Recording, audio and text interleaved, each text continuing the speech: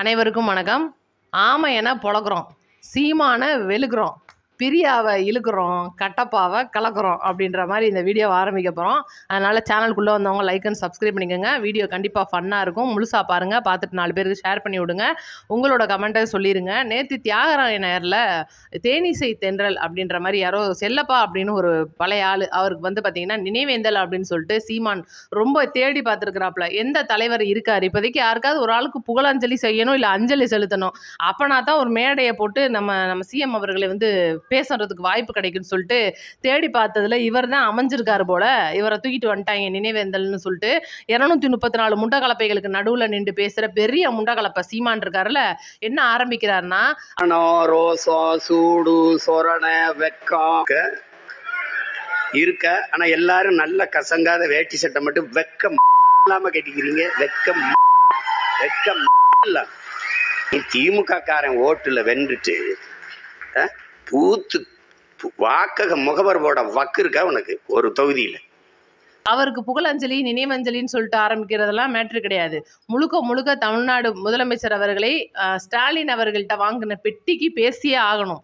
அதுதான் இன்னைக்கு மேட்ரு. இப்போ எப்படி தேர்தலுக்கு முன்னாடி பார்த்தீங்கன்னா, நாங்கள் முழுசா திமுகவை எதிர்க்கிறோம், பாஜகவை வந்து நாங்கள் வந்து முழுசாக தள்ளிவிட போகிறோம், தமிழ்நாட்டுக்குள்ளே அவங்க வரக்கூடாது, காங்கிரஸை எதிர்க்கிறோன்னு சொல்லிட்டு தேர்தல் பரப்புரைகளில் பூராமே வந்து திமுகவை சாடிக்கிட்டே இருந்த சீமான் அவர்கள் எப்போ தமிழக வெற்றிக் கழகம் வந்து உள்ள என்ட்ரி ஆச்சோ, முழுக்க முழுக்க விஜய் அவர்களை வந்து நாங்கள் வந்து அந்த மாதிரிலாம் பேசுவோம், சாட்டையை விட்டு ரொம்ப மோசமாக பேச விடுவோம், எப்படி ரஜினிகாந்த் வரும்போது ரொம்ப கேவலமாக அவங்களுடைய குடும்பத்தை இழுத்து பேசினாங்களோ அதே போல தான் சாட்டையும் சீமானும் நம்மளுடைய தமிழக முதலமைச்சர் குடும்பத்தை இழுத்தாங்க, லேடிஸில் பேசினாங்க, என்னென்னமோ பேசினாங்க. ஆனால் நம்ம என்ன நினச்சோம், சாக்கடைனா வீசுறதும் சீமானா பேசுறதும் சகஜம் தானப்பா அப்படின்னு கடந்து போயிட்டோம்.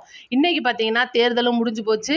இங்கிட்டு இவங்க கும்பல், அதாவது தீய சக்தி கும்பல் என்னன்னா மேடைக்கு போட்டு கண்டமணிக்க வந்து குமுறிக்கிட்டு இருக்காங்க. இங்கிட்டு இவர் ஆரம்பிச்சிட்டாப்ல ஆமையன். நேற்று மேடையில் என்னென்ன பேசுறாருன்றதை நான் முதல்ல சொல்லிடுறேன்.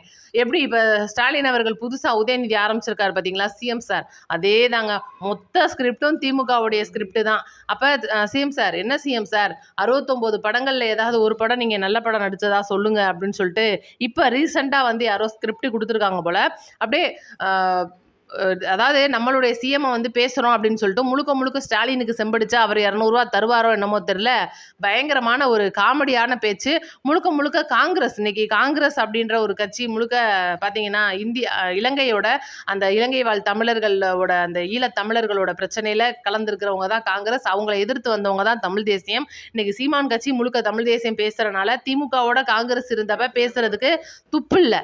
எப்போ தமிழக வெற்றி கழகத்து கூட அவங்க இணைஞ்சு இன்னைக்கு அமைச்சர் பதவி 2 வாங்கியிருக்காங்க, எம்பி சீட் 1 வாங்கிட்டாங்க அப்படின்றனால நம்ம ஸ்டாலின் அவர்கள் இவ்வளோ நாள் வந்து கட்சிக்காரங்களை விட்டு பேச விட்டாரு, உள்ளுக்குள்ள காங்கிரஸ் அடிக்கிறோன்னு சொல்லிட்டு ஆளுகளை விட்டு ஏவி விட்டாரு. இதெல்லாம் ஒரு பக்கம் போயிட்டு இருந்துச்சு. அவங்க ஆல்ரெடி அடிச்சு முடிச்சுட்டாங்க. ஏன்னா பொது மேடையெல்லாம் போட்டு கட்டப்பாலாம் அழுதுருப்பாரு, நீங்க பார்த்துருப்பீங்க. இன்னைக்கு வேற யாராவது விட்டு பேச விடணும், மக்கள்கிட்ட வந்து அந்த வார்த்தைகள் கேட்டுக்கிட்டே இருக்கணும் அப்படின்றதுக்காக சீமான அப்படியே ரெடிமேடா இறக்கி விட்டுருக்காங்க. அவரும் வாங்கினதுக்கு குறைவு இல்லாமல் வந்து நேற்று காங்கிரஸை வச்சு செஞ்சிருக்காரு அப்படின்னு தான் சொல்லணும். எப்படின்னா அப்படியே அதாவது ஒரு அரசியல் கட்சி தலைவர்கிட்ட வரக்கூடாத வார்த்தைகள் நம்மளுடைய முதலமைச்சர் அவர்கள் மேடையில் சொல்லிப்பார். என்னையும் சரி என்னுடைய அந்த தொண்டர்களையும் சரி நீ பேசுனேன்னா என் வாயில் நல்லா வந்துடும் சொல்லியிருப்பார். அவர் சொன்னதில் என்ன தப்பு? இன்னைக்கு இந்த தமிழக மக்கள் இல்லாட்டினா இதுக்கு முன்னாடி திமுக ஆட்சிக்கு வந்திருக்காது, இதே தமிழக மக்கள் இல்லாட்டினா இதுக்கு முன்னாடி அதிமுக ஆட்சிக்கு வந்திருக்காது. ஆனால் இதே தமிழக மக்களை நம்ம டிவிகேவுக்கு ஓட்டு போட்டோம்ன்ற ஒரே காரணத்துக்காக தமிழக பெண்கள் அப்புறம் விபச்சார பெண்கள்னு சொல்கிறது, தற்குறின்னு அப்படி அதாவது தொண்டர்கள் அப்புறம் தற்குறின்னு சொல்கிறது, அணில் கூட்டம், காக்கா கூட்டம், குரங்கு கூட்டம், இன்னும் என்னென்னலாம் வந்து சொல்ல முடியுமோ அத்தனையும் சொன்னது. அப்போ என்ன காரணம்? எனக்கு ஓட்டு போடுற வரைக்கும் தான் உனக்கு மரியாதை, நீ வேற கட்சிக்கு ஓட்டு போட்டா இப்படிதான் உன்னை நான் பேசுவேன்னு சொல்ற மாதிரி தான் இருக்கு. அதே போலதான் இன்னைக்கு சீமான் பண்ணியிருக்காரு. எப்படி அதாவது ஒரு தலைவனுக்கு தலைமை பண்பே இல்லை அப்படின்றது சீமான் பேச்சுல நேற்று தெரிஞ்சிச்சு. வேட்டிலாம் வந்து வெள்ளை வேஷ்டிலாம் நீங்க கட்டுறீங்களடா கரையாம, என்ன மயிருக்குடா கட்டுறீங்கன்னு சொல்லி கேட்குறாப்ல சீமான். அப்போ கீழே இருக்கிற 234 முட்டை கலப்பைகளுக்கும் அப்படியே சிரிப்பு தாங்கலை. எனக்கு எப்படி தெரிஞ்சிச்சுன்னா தியாகராயனர்ல ஒரு பெரிய ஹோட்டலில் தான் இதை வந்து அரேஞ்ச் பண்ணியிருப்பாங்களா இருக்கும். இதுக்கு கண்டிப்பாக வந்து கட்சி சார்பில் காசெல்லாம் கொடுத்துருப்பாங்க. அப்போ வந்திருக்கிற 234 முட்டை கலப்பையும் கண்டிப்பாக காசு கொடுத்துருக்கோம். குறைஞ்சது ஒரு ஆளுக்கு 1000 ரூபாயை சொல்லுங்க. அப்போ இவங்கள்ட்ட வாங்கித்தான் அவங்க அதுக்கு வட்டியை கட்டியாகணும், அந்த ஹோட்டலுக்கு வந்து வாடகையை கட்டியாகணும் அப்படின்றனால அவங்கள சிரிக்க வைக்கிறதுக்காக என்னென்னமோ பேசியிருக்கிறாப்புல. அதுதான் உண்மையும் கூட. கீழ நீங்க பார்த்திருப்பீங்க. அந்த வேட்பாளர்கள்னு இருந்த 234 முண்டக்கலப்பைகள் எப்படியெல்லாம் வந்து ரசிச்சு பேசுனாய்ங்க.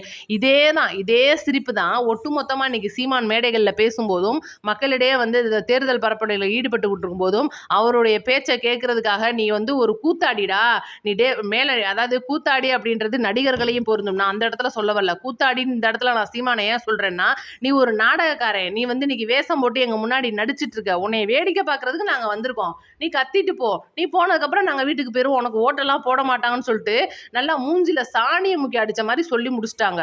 அப்போ எனக்கு நீ ஓட்டு போடாமையா விட்டுட்டடா அப்படின்னு சொல்லிட்டு அப்படியே அந்த ஓட்டு போடாத மக்கள்கிட்ட பூரா அன்னைக்கு எல்லா கட்சிக்காரங்களும் யோசிச்சு பாருங்க. இந்த கட்சிக்காரனா அந்த கட்சிக்காரன் பேசுவான், அந்த கட்சிக்காரன் இந்த கட்சிக்காரன் பேசுவான், தலைவருக்குள்ள அடிச்சுக்கிடுவாங்க, கொள்கை ரீதியாக வந்து மோதிக்கிடுவாங்க, அரசியல்வாதிக்கு அரசியல்வாதி இதுதான் நடக்கும். ஆனால் இப்போ ஒரு சமீப கால நாட்களில் நீங்கள் பார்த்தீங்கன்னா பொதுமக்களை அதாவது இதுக்கு முன்னாடி நம்மளுடைய அவர் தான் அந்த வழுக்க அவர் யாரு பேர் வர மாட்டேங்குது கட்டப்பா பாகுபலியை குத்துனாப்புல பார்த்தீங்களா அவர் வந்து சொல்றாரு குளத்தூர் மக்களை நீங்கள் அனுபவிப்பீங்க, உங்களுக்கு இதெல்லாம் பத்தாது, இந்த ஒரு நீங்கள் செஞ்ச செயல் அதாவது ஸ்டாலினை நீங்கள் தோக்கடிச்ச செயலுக்கு நீங்கள் கண்டிப்பாக வந்து அனுபவிச்சே ஆவீங்கன்னு சொல்லிட்டு மக்களுக்கு சாபம் விடுறாங்க.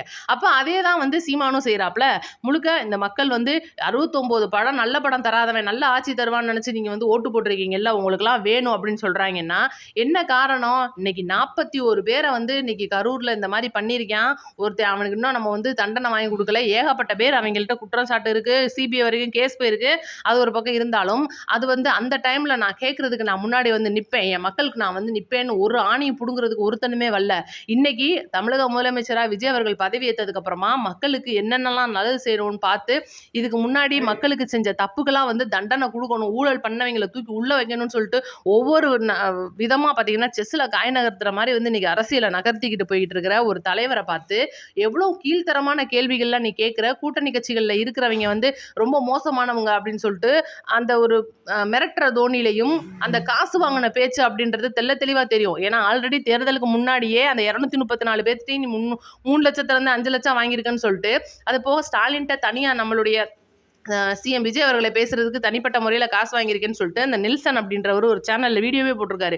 இது வந்து வெளியில் வந்துடக்கூடாதுன்னு தான் அந்த ராஜபுரம் அப்படின்னு சொல்லிட்டு ஒரு பெரிய பால்டிபிட்ன்ற ஒரு ஆளை அனுப்பி அவனை மறுபடியும் ஜட்டியோட உட்காரச்சு ஏகப்பட்ட லீலைகள் பண்ணின அந்த நாம் தமிழர் பெண்களுக்கு எதிரான கட்சி, பெண்களை வந்து ரொம்ப மோசமாக சித்தரிக்கிற கட்சி சீமான் அவர்கள் இன்னைக்கு மேடையில் நின்று பேசுகிறாரு. அவருக்கெல்லாம் எந்த தகுதியும் இல்லை. அவர்களாம் வந்து அரசியலை விட்டுட்டு போயிடணும். இன்னைக்கு ஒரு பெண்களை எவ்வளோக்கு எவ்வளோ கேவலமாக பேச முடியுன்ற தலைமை சீமான் அப்படின்றது எல்லாருக்குமே தெரியும். அதுக்குள்ள கட்சிகளில் இருக்கிற சில முண்டக்கலப்பைகள், அதாவது அது ஆண் முண்டக்கலப்பையோ பெண் முண்டக்கலப்பையோ அது மேட்டர் கிடையாது. முழுக்க அவருடைய தம்பி தங்கைகள் நம்மளுடைய தமிழக மக்களை ஏளனமாக பார்க்கறது, ஜாதி ரீதியாக வந்து அட்டாக் பண்ணுறதெல்லாம் பார்த்தீங்கன்னா அவங்க தான். அதனால இனிமேல் இவங்க வந்து தமிழகத்துக்கு தேவை இல்லை அப்படின்றது என் கருத்து. உங்கள் கருத்தை சொல்லிடுங்க.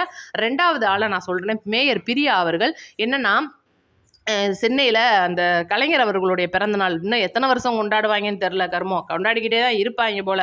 அந்த கலைஞர் அவர்களுடைய பிறந்த நாளில் பல்வேறு வகையான விஷயங்கள் பேசியிருக்காங்க. அதில் இந்த அம்மா என்ன பேசியிருக்குன்னா விர்ச்சுவல் வாரியர்ஸை இழுத்து பேசியிருக்கு. விர்ச்சுவல் வாரியர்ஸ்க்கு இன்றைக்கி தலையில் எதுவுமே இல்லை, மூளை இல்லாதவங்க இவங்கெல்லாம் வந்து சோசியல் மீடியாலேயே வாழ்கிறவங்க. முதல்ல ஒரு சோசியல் மீடியா அப்படின்னா இன்றைக்கி மக்கள்கிட்ட எப்படி போய் அணுகணும், இன்றைக்கி முழுக்க சோசியல் மீடியாவை கையில் எடுத்துருக்கிறது எந்த கட்சி? யோசிச்சு பாருங்கள். இன்றைக்கி நம்மளுடைய தலைவர் விஜய் அவர்கள் வந்ததுக்கப்புறம் வேணால் நம்ம வந்து ஸ்டைலாக நம்ம தலைவர் வந்து பரப்புரை போகிறதும் கூட்டத்தை வந்து உண்மை கூட்டம் தான். நான் வந்து இவங்கள மாதிரி போடுறதை நான் சொல்லலை. உண்மை கூட்டமாக மக்கள் எப்படி வர்றாங்களோ இதெல்லாம் வந்து ரீல்ஸ் எடுத்து போடுறது நம்ம பயல்களோட வேலை, இது நம்ம பண்ணுவோம். ஆனால் இஷ்டத்துக்கு விளம்பரத்துக்குள்ளே புகுந்து விளையாடுறது, இதுக்குன்னு தனியாக வந்து கண்டென்ட் ரெடி பண்ணுறது, டிஎம்கே ஐடிவிங் மூலியமாக மக்களிடையே கொண்டுட்டு போய் கன்றாவையான விளம்பரத்தெல்லாம் நீ பார்த்து தான் ஆகணும்னு சொல்லிட்டு யூடியூப் மூலியமாக திணிக்கிறது, இந்த வேலையெல்லாம் பார்த்தது திமுக கட்சி. இது எல்லாருக்குமே தெரியும். அதே போல் நைட் ஆனால் இன்ஸ்டாகிராமில் உட்காந்து நடிகைகளோட காலுக்கு லைக் போடுறது, இந்த மாதிரி வேலைகள்லாம் பார்க்குறது அவங்க தலைவர்கள். இதுதான் எல்லாருடைய உண்மை. அப்படி இருக்கும்போது இன்னைக்கு நம்மளை வந்து சொல்கிறாங்க நம்ம சோசியல் மீடியாவில் தான் ஜெயிச்சோம்னு. இல்லை, நான் தெரியாமல் கேட்குறேன், சோசியல் மீடியான்றது வந்து இன்னைக்கு தமிழக வெற்றி கழகத்துக்கு மட்டும் தான் கொடுத்துருக்காங்களா? ஏன் திமுகலாம் வந்து சோசியல் மீடியாலாம் ஒன்றுமே படித்தவன் எவனுமே இல்லையா? அப்போ எவனுமே வந்து இன்டர்நெட்லாம் விளையாட மாட்டீங்க, இன்ஸ்டாகிராம்லாம் போக மாட்டீங்க, லைக்லாம் பண்ண மாட்டீங்களா? அப்போ ஏன் உங்களுக்கு அந்த அறிவு வரல? அந்த அறிவு உங்கள்கிட்ட இல்லைன்னா ஏன் இருக்கிறவங்களை பார்த்து பொறாமப்படுறீங்க? இதுதான் எங்களுடைய கேள்வி. ரைட்டு, பொறாமப்பட்டுட்டீங்க, பேசிட்டீங்க. அப்போ உங்களுக்குள்ள வந்து நீங்க அரசியல் பேச போறீங்க.